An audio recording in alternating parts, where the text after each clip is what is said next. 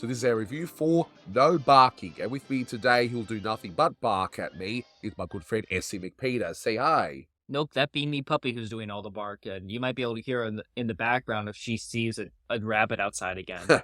Yes, there's the puppy. In any case, this is a review for No Barking, released on the 27th of February 1954. It had a blue ribbon reissue sometime in 1963. It's the 704th in the series, and it's directed by Chuck Jones. You can find this on the Looney Tunes Gold Collection Volume 3 DVD set, and there is a HD version lurking around, as that was originally mastered in HD. Hopefully that'll make its way on disc at some point, but hey, looks good either way, if I'm being completely honest. But you will not find it on YouTube. It is a copyrighted cartoon. It'll just get taken down. So, in case you haven't seen this one, not much to it. We're at a junkyard where Claude Cat is minding his own business, and Frisky Puppy pretty much annoys him for the rest of the short. So, nothing deep, and we'll go into why that is as well.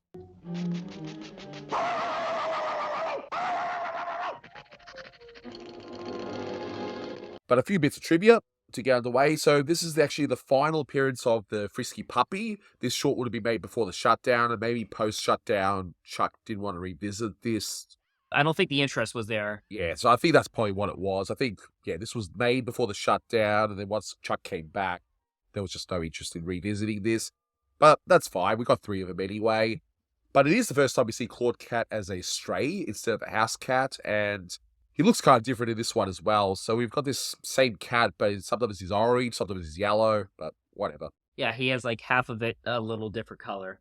And we get what is assumed to be a little in-joke. So if you guys watched the review for Dog Pound, we noted that Pepe Le Pew appears at the end. Spoiler alert, I know, but that's a Frisky directed cartoon using a Chuck Jones character.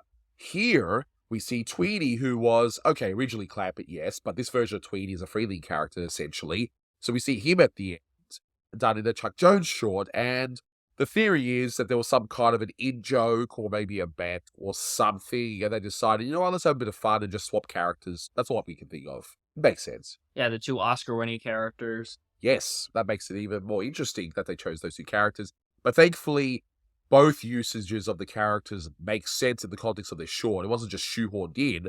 In Dog Pounded, Sylvester disguises himself as a skunk, so of course having Pepe there makes sense, right? Here, we got Claude finally seeing a bird, and it just happens to be Tweety, so yeah. And he does his iconic line. It's funny. Yeah. Interesting to see the Jones unit draw Tweety. I think the only other time they drew Freleng characters was Arabian Nights, where Yosemite Sam appears. Yeah, exactly. And not only that, Tweety's the only character that voices anything in this short. I mean, obviously there's the Frisky Puppy barks, but in terms of actual human sounds, Tweety's the only one that says anything here. Now, we do see a sign, Don Foster for mayor. Now, he was part of the studio, but what did he actually do? Don Foster was a layout man, but he did not lay out cartoon. He laid out the credits. He laid out the title cards. I guess he will consult with the layout artist to help design them. That's why they look different between each unit. But again, Don Foster designed the titles, which have been butchered in Photoshop, as we've seen recently, but he did good work on them, and evidently he was rewarded a little bit by having his name on there, and people got to see that. I don't know too much about him, but that's all I really know is that he did the design for the credits and titles. I know that he's credited finally later on in the 70s in one of the Looney Tunes specials. I forgot which one, but so he finally gets some sort of recognition there. Jones and Freleng really wanted to credit as many people as possible later on. Their first major win was to credit Drake Brown. Then when David the Patty joined and they got co-producer jobs, they got all the voice actors credited. Their only regret was that Arthur Q. Bryan never lived to be credited. Yeah, which is absolute shame, but it is what it is, of course. Now, what's also interesting is that we only have one animator credited, which is Ken Harris, and the Cat's Bar would also only have 2, so it feels like they're sort of winding things down because this is just before the shutdown. Now, I personally can only think of one other time this happened, which is McKimson doing the whole idea, but you've told me before we recorded there's actually a few more examples of that happening. Yeah. Just to set some context, Jones had a noble experiment at this time to assign fewer animators to films. He assigned Ken Harris, his most senior, trusted, and his most experienced animator, to do this entire cartoon by himself. We'll never know why Jones assigned specific cartoons to them, but he also had his other senior animators, Lloyd Vaughn and Ben Washam. Lloyd was sort of a newer guy, but he had been with the studio very long, to do 2 cartoons as well, maybe 1. And the junior animators, Abe Levito and Richard Thompson, also did two cartoons by themselves. So Jones was experimenting with casting his animators to more footage. I don't know if it's saved on time or any of that. We'll never know why Jones did this, but we could see that it produced exceptional results by having an entire film animated by Ken Harris.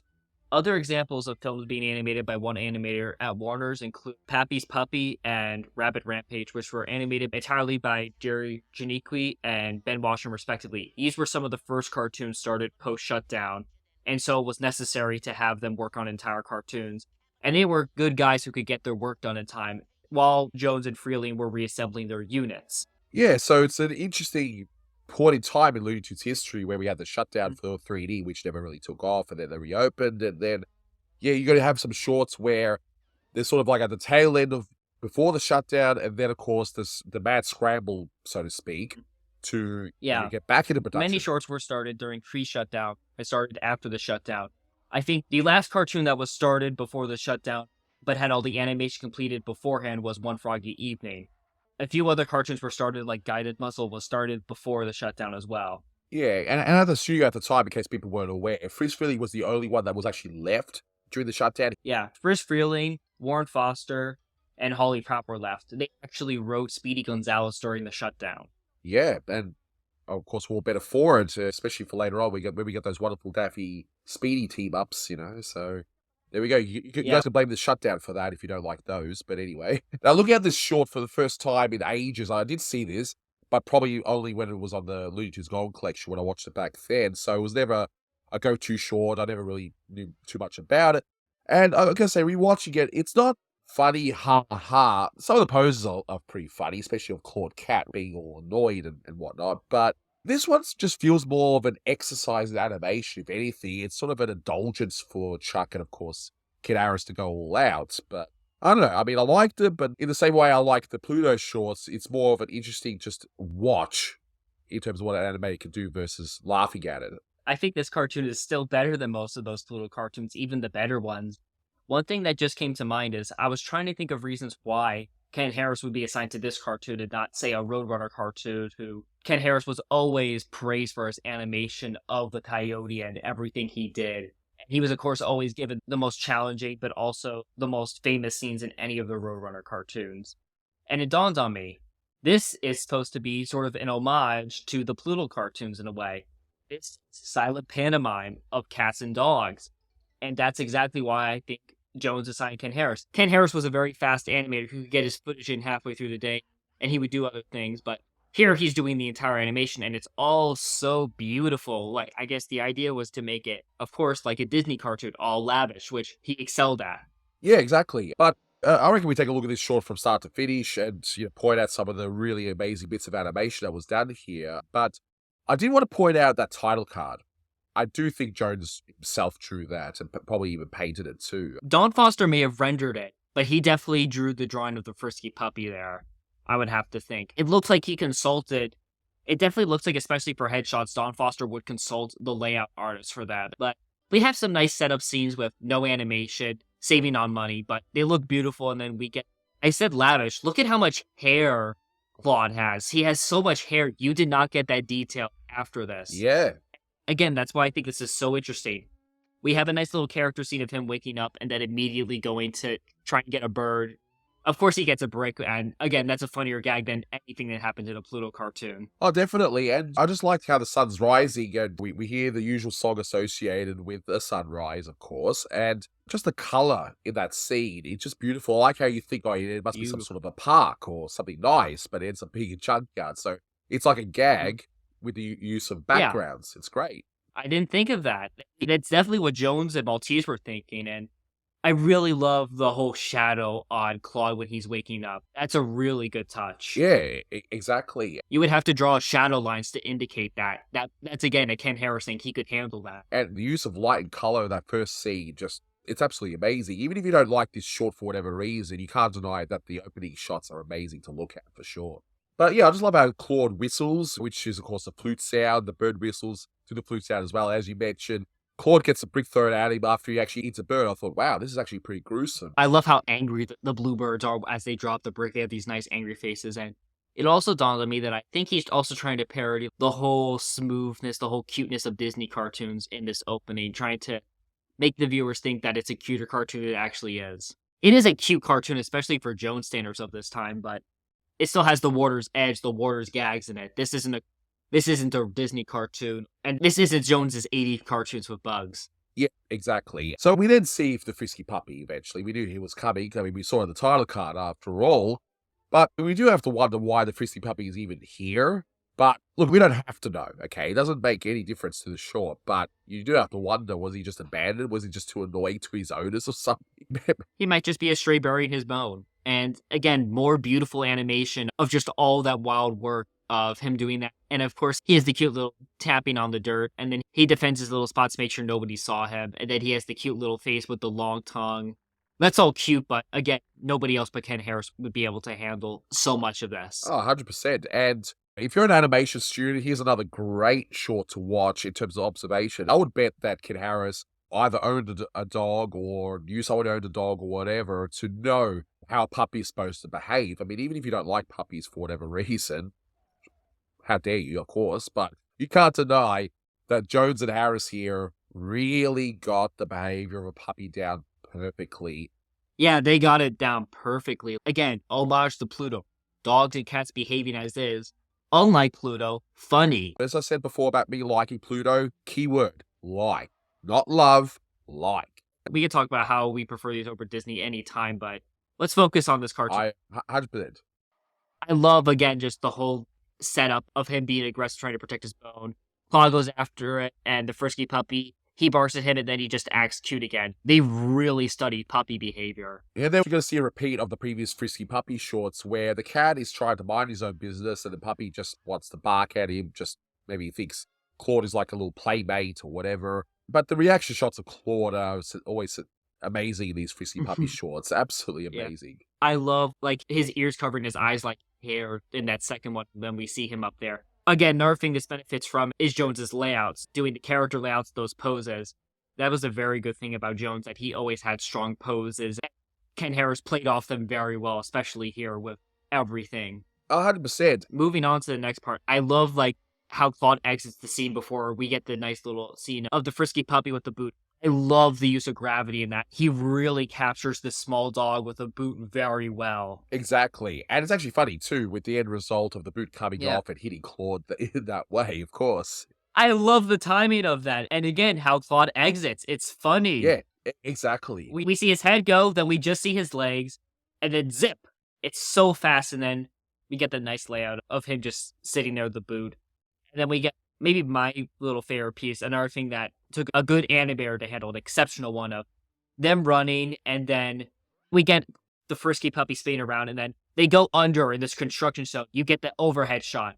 That's an unusual thing. It was not common at Warner's to do that. That's a Frank Tashlin sort of thing to do, but Ken Harris could handle it. Ken Harris animated for Tashlin in the 30s as well, so he could handle difficult camera shots as well. Exactly, and they repeat the gag in some of the earlier Frisky puppy shorts where Claude would go up in the air, he would drop down, but it'd stop mid-air, turn around, and then land on his feet, because the cats land on their feet, right? That's the whole gag there. But here we get actually an interesting little topper where he does that, but then he gets hit by the manhole cover. Yep. So at least we get something a little different here in relation to that, but it's still fun to see nonetheless. And there's a lot of great freeze-framing moments in this short, and that's one of them. Yeah. I love that. It's so well timed and animated that you can actually believe that he's just flat under there. And then I love, again, his sort of drunk walk trying to cool off his head after what happened.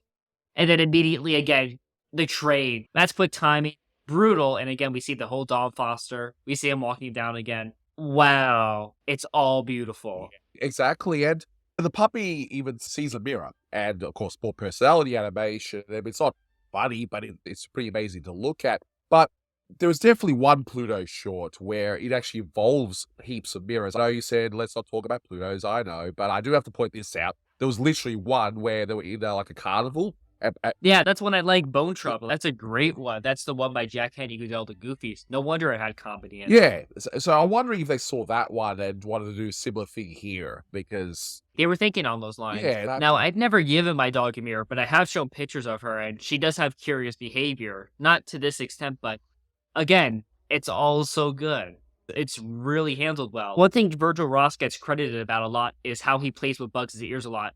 In this cartoon, we see Ken Harris play a lot with the Frisky puppy's ears. Maybe not to the same extent, but he would always play around with the ears very well. Exactly, and we then see a simple little chase through the lumberyard. It's a simple punchline, but still pretty fun. Yeah.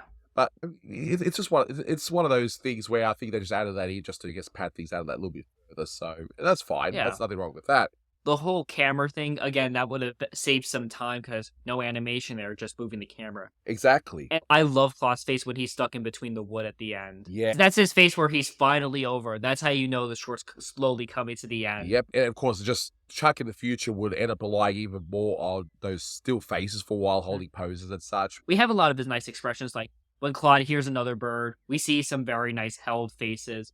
We get nice personality, establishes what's happening, and we again get the surprise. He's out of the junkyard, but the Frisky puppy comes back. Yeah, exactly. And I like how, okay, we see Claude, he's still really hungry. He hears the bird. Claude's face in that shot, by the way, just killed me. I love that.